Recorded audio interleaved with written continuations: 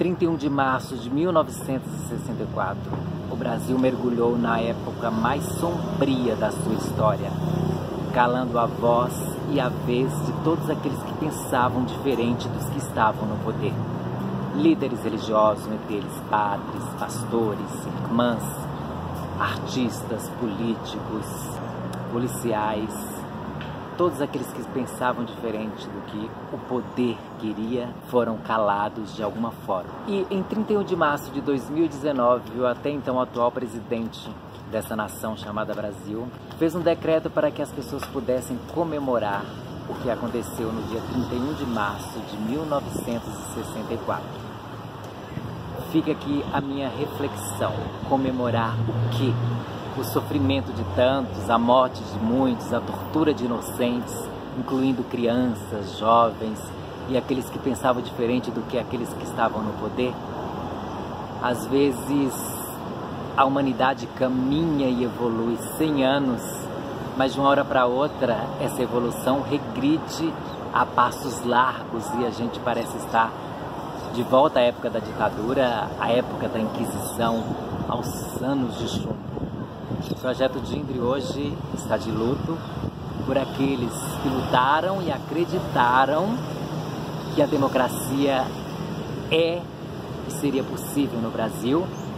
Está lutando, como sempre, pela construção de um mundo melhor, um mundo em que todas as diferenças, independente de quais elas sejam, de pensamento, diferenças sexuais, diferenças religiosas, diferenças culturais, sejam respeitadas. Pois só quando o ser humano é respeitado em toda a sua essência, em toda a sua individualidade, a gente consegue viver em sociedade e coletividade.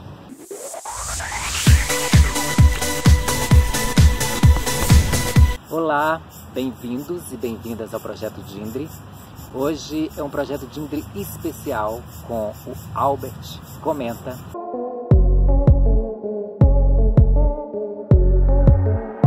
Não podemos esquecer do quanto a classe LGBTQI+, foi perseguida durante os anos de chumbo. As nossas irmãs travestis eram proibidas de saírem às ruas, tanto é que a mídia às vezes contribuía com isso, como uma manchete que você pode estar vendo aqui do lado, como se fosse uma caça às bruxas.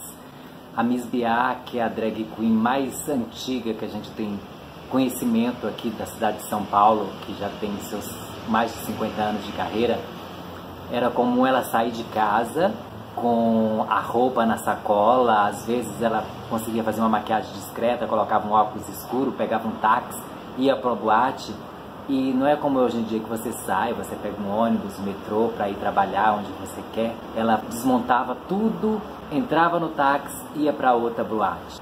Os gays eram perseguidos por simples fato de serem gays. A ditadura fez com que os LGBTs fossem oprimidos, massacrados e torturados pelo simples fato de serem LGBTs.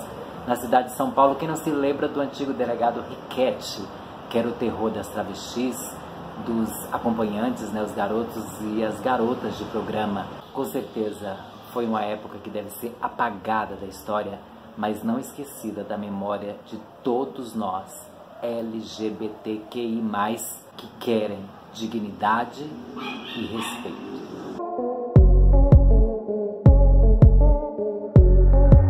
Não podemos esquecer que a ditadura nos deixou um legado desastroso. Vocês já ouviram falar de hiperinflação? Em 1980, a inflação chegou a 110%. Em 1983, 210%. O salário mínimo totalmente defasado. 661 na época, né? Cruzeiro.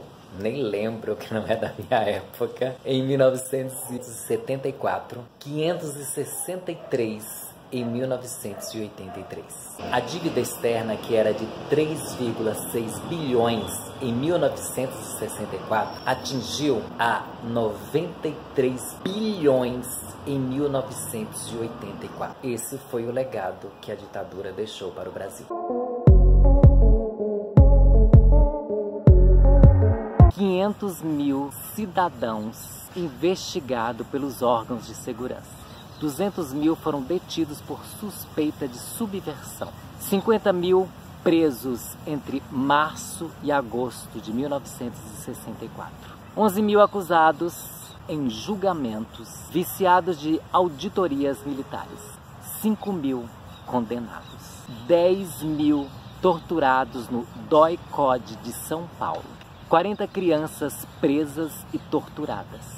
8.300 vítimas indígenas de dezenas de etnias e nações. 10 mil brasileiros exilados. 4.882 mandatos cassados, 1.148 funcionários públicos demitidos ou aposentados, 1.312 militares reformados compulsoriamente, 248 estudantes expulsos de universidades pelo decreto ditatorial número 477, 128 brasileiros e 2 estrangeiros banidos, sendo alguns sacerdotes católicos, 4 condenados à morte. Reimplantação dos trabalhos escravos nas fazendas do Brasil com beneplácito dos governos militares, sem empreiteiras e bancos envolvidos em escândalos financeiros abafados pelos militares. Corrupção em todos os níveis por grupos militares e cobrança de propinas para as grandes obras. Instalação de campos de concentração em território nacional usando técnicas nazistas. Perseguição e morte de brasileiros fora do país, com ajudas de forças ditatoriais de outros países do Cone Sul. Construção de obras faraônicas como a Transamazônica, Ponte Rio-Niterói, Itaipu e outras com desvios voluptuosos de quantias do erário público para empresas e corruptos do governo federal e estadual. Criações de locais de tortura e casas de morte como a que foi criada em Petrópolis, no Rio de Janeiro. Instauração de prefeitos e senadores biônicos. Proibição de citar o nome de Dom Helder, esse significativo líder religioso que tanto fez pelos pobres e marginalizados, em qualquer órgão de imprensa do Brasil por mais de 20 anos, seja de forma positiva ou de forma negativa. 126 militares, policiais e civis mortos em ação contra a resistência da ditadura. Censura prévia à imprensa brasileira. Campanha de difamação contra bispos, pastores, padres, líderes políticos em canais de televisão para indispor a opinião pública, favorecendo a repressão. Apoios a atos terroristas e a incêndios de prédios como o da União Nacional dos Estudantes, bancas de jornais, redação, igrejas, sindicatos, apoio de médicos para a realização de tortura e para fazer laudos falsos das mortes em prisões e locais do Estado brasileiro.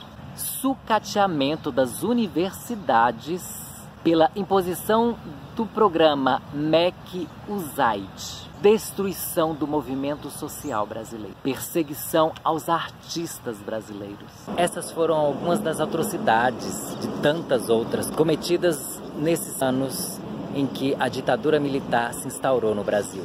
Que a gente possa parar, possa refletir e ver que a gente tem a comemorar apenas a democracia, em que todos possam se expressar da forma que quer, sem oprimir o outro e sem fazer com que aquele outro que pensa diferente seja preso, torturado, exilado ou até morto.